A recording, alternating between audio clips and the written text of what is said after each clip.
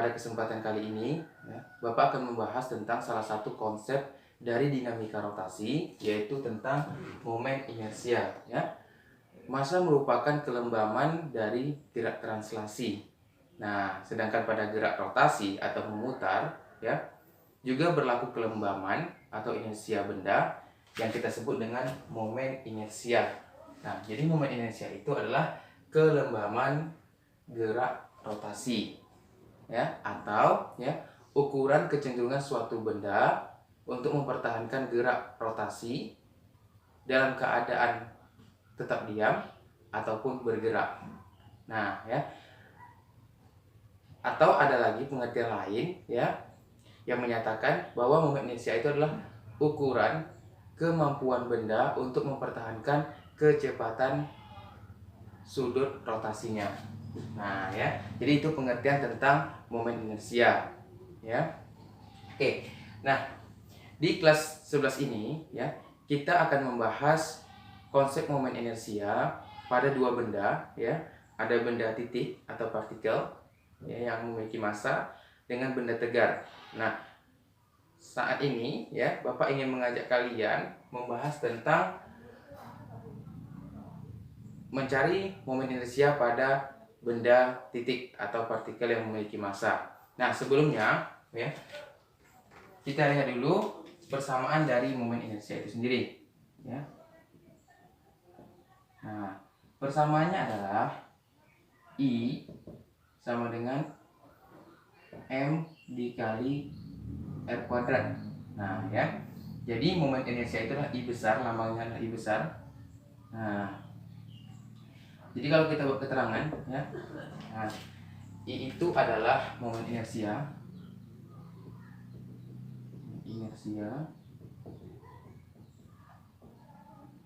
Kilogram meter kuadrat. Nah, kemudian M itu adalah massa benda, ya. Massa benda yang berotasi, satunya kilogram, dan R itu adalah jarak benda dari poros, satuannya adalah meter. Karena ini adalah R kuadrat, maka kita buat saja, ya, di sini kalau R kuadrat berarti meter persegi, ya. Nah, jadi ini ya rumusnya, I sama dengan M dikali R kuadrat. Kalau kita lihat, ya, momen inersia ini merupakan besaran skalar. Artinya apa? Besaran yang hanya memiliki nilai. Nah, maka nanti dalam pengerjaannya, ya, tidak melihat arah. Oke? Nah, bagaimana, ya, cara kita, ya, untuk mencari momen inersia benda titik yang memiliki jumlah lebih dari satu sistem, ya. Artinya begini, kalau yang ini kan hanya satu benda titik. Kalau lebih dari satu, ya, 2 benda titik, 3 benda titik sampai 4 benda titik, ya. Rumusnya adalah kita langsung mencari jumlah momen inersia secara keseluruhan, ya. Berarti kita boleh buat rumusnya, ya. Sigma I, ya, sama dengan I1 I2 tambah I3 tambah IN dan seterusnya. Nah, ya. Jadi ini adalah rumus untuk mencari momen inersia, ya, jika yang bekerja, ya, pada satu keadaan momen inersianya lebih dari satu. Berarti kita tinggal jumlahkan, ya, secara keseluruhan. Nah, ya. Oke. Nah, kita akan lanjut, ya, pembahasannya pada contoh soal, ya, untuk mencari momen inersia pada benda titik atau partikel yang memiliki massa. Baik, kita lanjutkan dengan satu contoh soal, yaitu untuk mencari momen inersia pada partikel bermassa atau benda titik, ya.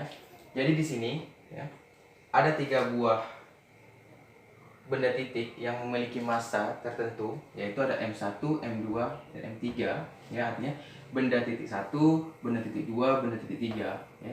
Masing-masing massanya adalah M1 1 kg, M2 2 kg, M3 3 kg. Nah, di sini ada dua poros, yaitu poros P dan poros Q. Nah, ya, yang ditanya di sini adalah berapa besar momen inersia, ya, saat berada atau saat di poros P, ya, berarti titik porosnya saat di P, ya. Kemudian yang kedua saat titik porosnya berada di Q. Nah, kita harus mencari berapa besar momen inersianya. Oke, perhatikan, ya. Yang pertama adalah saat porosnya di titik P. Berarti sigma I-nya, ya, atau jumlah momen inersianya, ya, kita buat I1 tambah I2 tambah I3. Nah, I1 kita buat massa 1 kali jarak 1 dikuadratkan, ya, jarak benda pertama. Kemudian ada massa kedua kali R2 kuadrat tambah M3 kali R3 kuadrat. Nah, perhatikan, ya, massa 1 adalah sebesar 1 kg. Nah, untuk jaraknya, karena massa 1 ini atau benda titik yang ke satu ini berada pada poros P, maka jaraknya adalah 0, ya. Oke, 0 kuadrat, ya. 0 kuadrat. Nah, oke, tambah massa kedua 2 kg, jaraknya adalah 1 meter, 1 kuadrat, tambah, ya, massa ketiga 3 kg dikali jaraknya adalah 2 meter dari M3 ke titik poros P tadi, 2 meter, jadi 2 kuadrat. Nah, kalau kita jumlahkan 0, 2 tambah 12, ya, berarti 14 kg meter kuadrat. Nah, inilah nilai dari momen inersia saat porosnya yaitu di titik P. Nah, kemudian bagaimana, ya, nilai momen inersia saat porosnya berada di titik Q tadi, ya, posisinya saat di Q.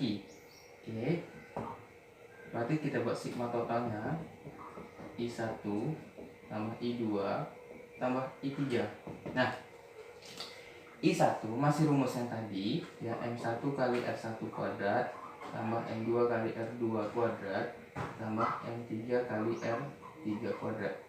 Nah, M1 nya 1 kg. Kemudian jaraknya, jarak dari benda titik 1 ke poros Q itu adalah 1 meter, berarti 1 kuadrat, ditambah massa keduanya, massa kedua 2 kg, dikali jaraknya, karena M2 ini berada di poros Q, berarti tidak memiliki jarak, 0, ya, kita kuadratkan, 0 kuadrat, ditambah massa ketiga, ya, 3 kg, dikali jaraknya adalah 1 meter, kita kuadratkan. Oke, berarti 1 tambah 0 tambah 3, 4 kg meter kuadrat. Nah, jadi ini besar momen inersia ketika titik porosnya berada di Q. Nah, jadi kalau kita lihat untuk besarnya momen inersia pada soal ini, ya, itu yang paling besar nilainya adalah saat berada pada poros P. Oke, nah, mungkin cukup sekian pembahasan soal mengenai cara mencari momen inersia dari benda titik.